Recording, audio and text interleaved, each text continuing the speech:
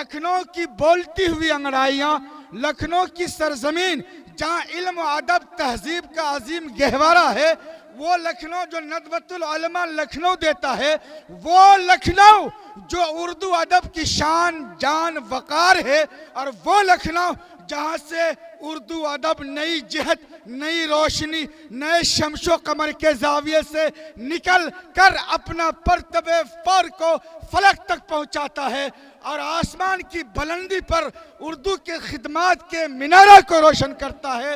हदीस और कुरान के बेशुमार ज़खायर लखनऊ की तहजीबी ज़बान उर्दू ज़बान में जो महफूज है। आइए उसी लखनऊ से आए हमारे मेहमान जनाब मौलाना मुफ्ती मारूफ राही साहब, जो बेहतरीन नाज़िम के साथ बेहतरीन मुकर्रिर हैं, चंद मिनटों के लिए आपकी खिदमत में तशरीफ़ ला रहे हैं। आप इनको सुने, उनके बाद चतुर्वेदी साहब आ ही रहे हैं, मेरी निगाहें उनको देख रही हैं, वो रास्ते से नीचे आ चुके हैं। इंशाअल्लाह फौरन इनके बाद उनकी बातों को हम और आप सुनेंगे इंशाअल्लाह। आपके सामने जनाब मौलाना मुफ्ती मारूफ राही साहब।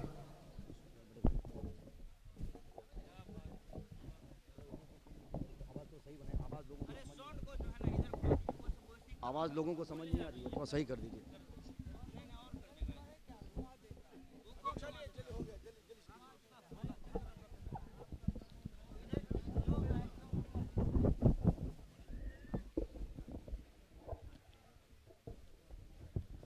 अस्सलामु अलैकुम वरहमतुल्लाहि वबरकातुहू।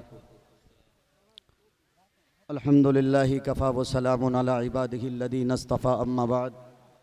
क़ाल अल्लाहु तबारक व तआला फ़िल क़ुरानिल मजीद वल फ़ुरक़ानिल हमीद। अऊज़ु बिल्लाहि मिनश शैतानिर रजीम, बिस्मिल्लाहिर रहमानिर रहीम। वअतसिमू बिहब्लिल्लाहि जमीअन वला तफ़र्रक़ू। व क़ाल अल्लाहु तबारक व तआला वमा अरसलनाका इल्ला रहमतल लिल आलमीन। सदक़ल्लाहुल अज़ीम। एक मिनट तशरीफ लाइए, ये देख लीजिए हमारे चतुर्वेदी साहब आ गए हैं। सिर्फ अभी शक्ल देखिए, असल को बाद में देखेंगे 5-7 मिनट के बाद, जब हमारे मुफ्ती साहब अपनी बातों को ख़त्म करेंगे। उनके बाद हज़रत चतुर्वेदी साहब तशरीफ़ ला चुके हैं, आप उनको सुनेंगे। वक़ाल नबी सल्लल्लाहु अलैहि वसल्लम अद्दुनिया मज़रअतुल आखिरह औ कमा क़ाल अलैहि सलातु वस्सलाम। मुअज़्ज़ज़ मुकर्रम कलमा शरीक भाइयों, अल्लाह तबारक व तआला का लाख लाख शुक्र एहसान कि अल्लाह तबारक व तआला ने हम सब लोगों को ईमान की दौलत से नवाजा है, और हम पर बहुत बड़ा करम एहसान शुक्र फ़ज़ल ये फ़रमाया कि हम सब को नबी आखिरुज़्ज़मा, ताजदार मदीना, सरवर कायनात, फ़ख्र मौजूदात, हादी सुबुल, साक़ी कौसर, शाफ़े महशर, शफ़ीउल मुज़नबीन, रहमतुल लिल आलमीन जनाब हज़रत मोहम्मद मुस्तफ़ा सल्लल्लाहु अलैहि वसल्लम की उम्मत में मरहमत फ़रमाया। मेरे दोस्तों, मेरे कलमा शरीक भाइयों, मेरी इज़्ज़तदार माओ बहनों, अल्लाह का लाख लाख शुक्र बेइंतहा हम मुसलमानों पर, और बिलखुसूस मैं ये समझता हूँ कि आप सब पर अल्लाह का करम और रहम की वजह से, अल्लाह के फ़ज़ल से आप सब की यहाँ तशरीफ़ आवरी, आप सब की यहाँ शिरकत हुई है। ये जलसा इस्लाह मुआशरा का उन्वान, कौमी यकजहती का उन्वान, जिसको आप सब लोगों ने बड़ी मेहनत और कद्दो काविश के बाद यहाँ तक पहुँचाया है। अल्लाह आप सब के, हम सब के मिल बैठने को कबूल फ़रमाए। मैंने कुरान करीम की एक आयत तिलावत की है, वातसिमू बिहब्लिल्लाहि जमीअन वला तफ़र्रक़ू। बहुत मुख्तसर से वक्त में मैं अपनी बात को रखूँगा, हालांकि वक्त का तकाज़ा तो ये था कि मौलाना अब्दुल माजिद चतुर्वेदी साहब जो हमारे बड़े हैं उनको दावत दी जाती, लेकिन बहरहाल हाफिज़ नौशाद साहब का हुक्म था कि आपकी खिताबत ज़रूर होनी है, जो कि बारहा आपको यूट्यूब पे सुनते हैं। और सच्ची बात यह है, खिताबत हम जैसे तालिब इल्मों के बस की बात नहीं। मैं अपने लिए हमेशा कहता हूँ कि मैं दर्स के इस हलक़े में बैठा हूँ सबक सुनाने के गर्ज से, और आप सब सुन रहे हैं। अल्लाह आपके सुनने को और मेरे सुनाने को कबूल फरमा ले।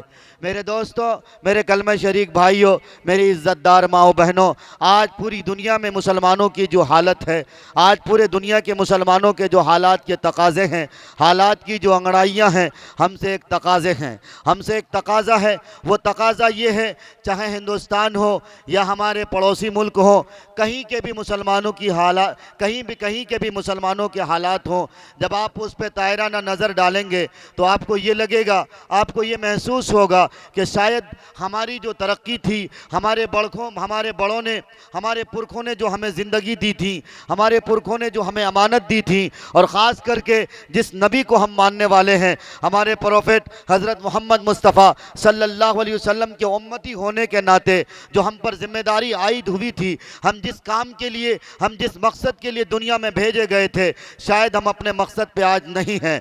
हमें नबी पाक सल्लल्लाहु अलैहि वसल्लम के जिन इरशादात पर चलना था, शायद हम वहाँ पे नहीं हैं। इसलिए मेरे दोस्तों, दिन ब दिन हम पर बुरी तरह के बहुत बेकार के हालात आते जा रहे हैं। जालिम हुकूमतें हम पर मुसल्लत हो रही हैं, हमें हिंदुस्तान से बेघर करने की कोशिश हो रही है। लेकिन मैं आपको बताता चलूं, मैं किसी हुकूमत की पॉलिसी बताने के लिए यहाँ पर खड़ा नहीं हूँ। मैं रात में भी एक बात बतौर तमहीद की आपसे कही थी, और मैं फिर ये बात दोहरा रहा हूँ, अल्लाह की रस्सी को आप मजबूती से थाम लें। हिंदू भाई हो या मुस्लिम भाई हो, कुरान करीम एक ऐसी धार्मिक किताब है, एक ऐसी किताब है जो पूरी दुनिया इंसानियत के लिए है। ये किताब सिर्फ मुसलमानों के लिए नहीं, ये किताब हिंदू भाइयों के लिए भी है, ये किताब जैनिस्ट के लिए भी है, ये किताब पारसियों के लिए भी है, ये किताब सिखों के लिए भी है, ये किताब ईसाइयों के लिए भी है। इसलिए मैं ये कहना चाहता हूँ इस कौमी यकजहती और इस्लामी मुआशरा कॉन्फ्रेंस से कि पूरी दुनिया की जो मुसलमानों की हालत बनी हुई है, उसके पीछे जो सबसे बड़ी वजह है, खुद हमारे अमाल इतने बिगड़ चुके हैं, हमारी सोसाइटी में इस कदर बुराइयां जन्म ले रही हैं, नए नए नए नए मसाइल और नए नए इजादात को हम इस कदर करने लगे हैं, हमारी पेशानियों पर जो सिलवटें उभर रही हैं, हम तरह तरह के बुराइयों में मुलव्विस हो रहे हैं, हम न जाने क्यों आपस में भेदभाव इस कदर करने लगे हैं, हम आपस के तफरके में इस कदर बट गए हैं। कभी हिंदू मुस्लिम भाईचारगी का रिश्ता था, और यहाँ के इस मट्टी को आज़ाद करने में जिस तरह हमारी कुर्बानी थी, जिस तरह हमारे हिंदू भाइयों की कुर्बानी थी, लेकिन बदकिस्मती से आपको एक जानकारी मैं आज दूंगा, MMB की जानकारी, आज से पहले शायद आपने ये जानकारी न सुनी होगी। MMB की जानकारी ऐसी जानकारी थी, 1857 में पूरा देश इस हिंदुस्तान को आज़ाद करने के लिए, बिलखुसूस हमारे बड़े, हमारे उलमाए किराम, दानिशवराने वतन ने उस वक़्त अपनी जानों की कुर्बानियाँ दी थी, अपने जानों का नजराना पेश किया था। लेकिन वतन के कुछ ऐसे गद्दार थे, वतन के कुछ ऐसे आस्तीनों के सांप थे जो हमारे हुलिये में रहते थे, जो हमारे भेस में रहते थे, लेकिन उसके बावजूद इस वतन से गद्दारी उनके रवो रेशे में मुंजमिद थी। यही वजह हुआ करती थी कि टीपू सुल्तान शहीद की शहादत हुई, यही वजह थी कि उस वक़्त सिराजुद्दौला की शहादत हुई और दीगर लोगों की शहादत हुई। मेरे हिंदू भाइयों, मेरे मुस्लिम भाइयों, ये बात तो आपको इंशाअल्लाह पूरे धार्मिक किताब के साथ इस्लाम की हक्कानियत को और इस्लाम की अमन का नाम है, ये मौलाना अब्दुल माजिद साहब बताएंगे। लेकिन मुझे आपको एक पैगाम देना है, मुझे आपको एक पैगाम ये देना है कि नबी पाक सल्लल्लाहु अलैहि वसल्लम के इरशादात के मुताबिक और कुरान करीम की जो मैंने आयत पढ़ी है, उस आयत के पस मंज़र पर आज मुसलमानों की जो हालत है, और मुसलमान यकीन जानिए अल इस्लाम की मीनिंग जो मुस्लिम शरीफ में बताई गई है, जिसको हम और आप बच्चे बच्चे को यह हदीस याद है, अल इस्लाम, अल्लाह ताला ने कुरान में फरमाया इन्ना दीन इंदल्लाहिल इस्लाम, और मुस्लिम शरीफ की रिवायत जो बच्चों को भी इस रिवायत को पता है, इस रिवायत को वो अपने सीने में हिफ्ज करते हैं। नबी पाक सल्लल्लाहु अलैहि वसल्लम ने फरमाया अल मुस्लिम मन सलिम अल मुल्लिसून, अल मुस्लिम मन सलिम अल मुस्लिमून मिन लिसानिही व यदिही। बताएं कितने लोग इस हदीस पर अमल करते हैं? क्या फुलकाही के लोग, क्या बेचारी के लोग, उनके दिल में मुसलमानों के लिए हमीयत है, उनके दिलों में मुसलमानों के लिए दर्दो कर्ब है, क्या उनके दिलों में मुसलमानों के लिए सिस्कियां हैं? क्या आज अगर रोहिंग्या के मुसलमान दर बदर के ठोकरें खा रहे हैं, क्या अगर आज फिलिस्तीन की मस्जिद के आसपास गजा की पट्टी में किस तरह से फिलिस्तीनी मासूम बच्चों को, वहाँ के निहत्ते बच्चों को, वहाँ के इजराइल और इसराइल ताकतें किस तरह जुल्म और ज़्यादती के पहाड़ तोड़े रहे हैं, किस तरह उन मासूम और निहत्ते बच्चों पर बम बारूद किए जा रहे हैं। बताओ आज हमारे आंखों से आंसू छलकते हैं, हमें सिर्फ अपनी फिक्र होती है, हमें सिर्फ इस बात की फिक्र होती है हम किस तरह तरक्की करेंगे। हमें अगर फिक्र होती है तो अपने बच्चों की फिक्र होती है, चाहे हमारे हुक्मरान हो, चाहे सियासतदां हो, चाहे हमारे समाज के कारकुनान हो, चाहे हमारे रोसा हो, चाहे मास्टर साहिबान हो, चाहे हाजी साहिबान हो, सारे लोग इसके जिम्मेदार हैं। हमने अपनी सोसाइटी को बर्बाद किया। अगर हमें फिक्र होती है तो सिर्फ अपनी फिक्र होती है, हमें फिक्र होती है तो अपने नफ्स की फिक्र होती है, हमें फिक्र होती है तो अपने आलो औलाद की फिक्र होती है। काश हम सर जोड़ के बैठे होते, उम्मत मुस्लिमा की फिक्र किए होते, अपने आलो औलाद की फिक्र किए होते, अपनी सोसाइटी की फिक्र किए होते, अपने दहकते हुए लोगों की फिक्र किए होते जो मुसलमानों को इस कदर दलदल में फंसा रहे हैं। मुसलमान आज तालीमों से बहुत पिछड़ा है, इसीलिए इस्लाही मुआशरा और तालीमी बेदारी का जलसा करना पड़ता है। लोगों को बताना पड़ता है क्या ज़रूरत पड़ गई। जिस कौम की सबसे पहली तालीम, जिस कौम के प्रोफेट हज़रत मोहम्मद मुस्तफ़ा सल्लल्लाहु अलैहि वसल्लम और आप पर कुरान करीम को नाजिल फरमाया गया, और कुरान करीम की सबसे पहली आयत इक़रा बिस्मि रब्बिकल लज़ी खलक़। बताएं नबी पाक सल्लल्लाहु अलैहि वसल्लम की बिअसत किस मकसद के लिए हुई थी? क्या सिर्फ इसलिए 1,24,000 कमोबेश अंबिया अलैहिस्सलातु वस्सलाम रस्म रिवाज के मुताबिक आए थे? नहीं, कतई नहीं, बल्कि दुनिया वालों को एक पैगाम देने के लिए आए थे, दुनिया वालों को एक संदेश देने के लिए आए थे, दुनिया वालों को एक मैसेज देने के लिए आए थे। ऐ दुनिया में बसने वाले मुसलमानों,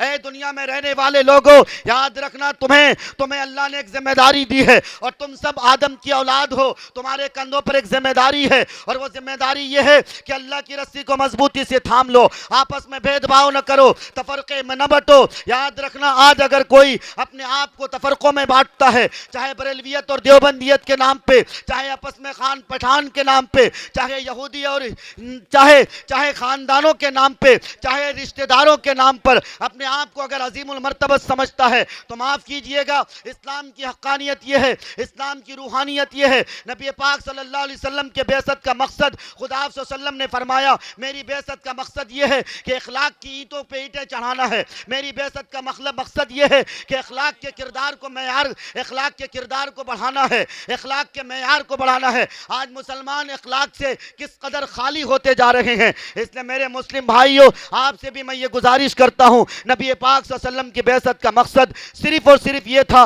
कि लोगों को अमन आशती की तालीम दी जाए, लोगों को इस बात की तालीम दी जाए, ऐ लोगों, तुम्हें अल्लाह ने पैदा किया। याद रखना, बगैर मकसद के दुनिया में कोई चीज़ वजूद में नहीं आती है। ये जलसा और इस जलसे में इतनी लाइटें, इतना बड़ा पंडाल सजाया गया, जेके मुशायरा मीडिया और उलमाए किराम को दूर दराज से दावत दी गई। इसका एक मकसद है, और वह मकसद ये है कि लोगों में दीनदारी आए, लोगों का ईमान मजबूत हो सके, लोग ईमानियात के एतबार से मुस्तहकम हो सके, लोग एक पैगाम लेके जाएं, आपस में भाईचारगी का संदेश जाना चाहिए। इस फुलकाही के सरजमीन पर हिंदू मुस्लिम भाईचारगी का चिराग रोशन होना चाहिए। ये एक पैगाम है, ये एक मकसद है। बगैर मकसद के कोई चीज़ वजूद में नहीं आती है। क्या अल्लाह ने आपको, क्या ईश्वर ने आपको, क्या उस गॉड ने, क्या उस लॉर्ड ने आपको बगैर मकसद के पैदा किया है? बगैर मकसद के कोई चीज़ जब वजूद में नहीं आती, हमारी अकल इस बात को तस्लीम नहीं करती, तो क्या अल्लाह ने इतनी बड़ी धरती, क्या अल्लाह ने इतनी बड़ी दुनिया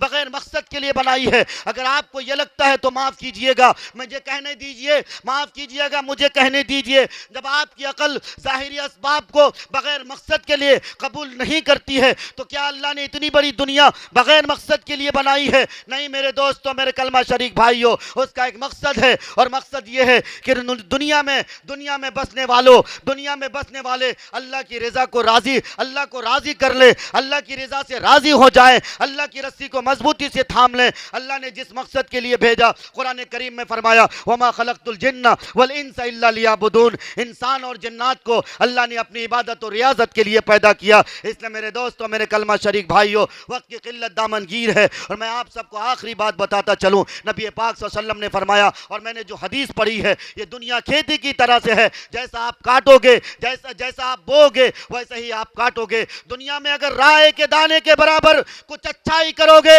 कुरान करीम में फरमाया, फमन यामल मिस्काल ज़र्रतिन खैरन यरा व मन यामल मिस्काल ज़र्रतिन शर्रन यरा। राय के दाने के बराबर कुछ अच्छा करोगे, तुम्हारे अमाल के दफ्तर को अल्लाह तुम्हें दिखाएगा कि तुम फला वक्त में तुमने डंडी मारी थी, तुम दुकानदार थे, तुम्हारे पास सेब की दुकान थी, तुम अच्छे सेब कस्टमर को दिखाते थे, लेकिन उसके साथ खराब सेब को भी मिक्स करते थे।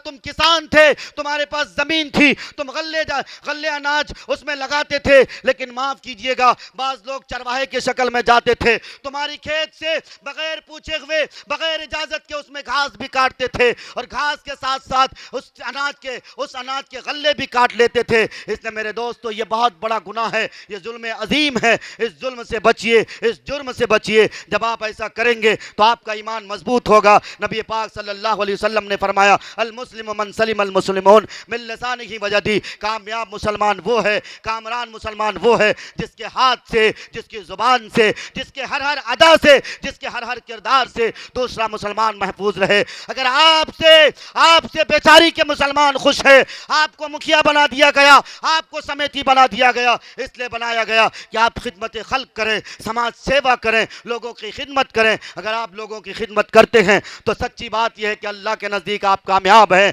आप कामरान हैं। वरना अगर आपने जुल्म ज्यादती के भेंट चढ़ाए, लोगों पर जुल्म किया, गरीबों की रकम लूटी, योजनाएं आई, उन योजनाओं का लाभ लोगों को नहीं दिया, आपने अपनी पब्लिक को लाभ नहीं दिया, खुद अपने पेट में सारी रकम को भरने की कोशिश की, तो याद रखना अल्लाह तबारक व ताला जब मेरे अमाल के दफ्तर को खोलेगा वहां कोई पुरसाने हाल न होगा। जिस औलाद के लिए आपने हलाल और हराम के दरमियान तमीज करना छोड़ दिया, तो याद रखना जहन्नम की दहकती हुई आग आपके लिए इंतजार है। फमन यामल मिस्काल ज़र्रतिन खैरन यरा व मन यामल मिस्काल ज़र्रतिन शर्रन यरा। कुछ भी अच्छा करोगे आप और हमें अल्लाह तबारक व ताला वो दिखा देगा। इसलिए मेरे दोस्तों, फुलकाही के सरजमीन पे आप तशरीफ लाए हो, आप सबके आने को अल्लाह कबूल फरमाए। कुरान करीम की जो आयत पढ़ी गई, हदीस का जो तर्जमा किया गया, उस तर्जमे करने को और उस पर हम सबको अमल करने की तौफीक अता फरमाए। इन्हीं चंद बातों के साथ, इन्हीं जोश खरोश के साथ, इन मिसरों के साथ मैं अपनी बात को ख़त्म करता हूँ कि ज़माने को शायद बताना पड़ेगा, नया रंग अपना दिखाना पड़ेगा।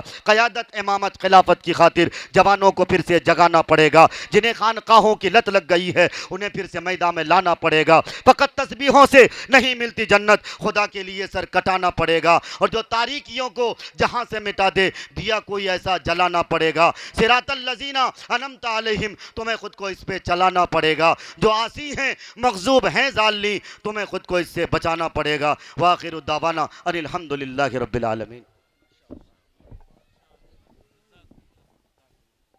आपको अब समझ में आ गया होगा कि आपने किसको सुना है। अब इनके सुनने के बाद इनके नाम पर किसी तमहीद की तारीफ की ज़रूरत नहीं रह जाती है।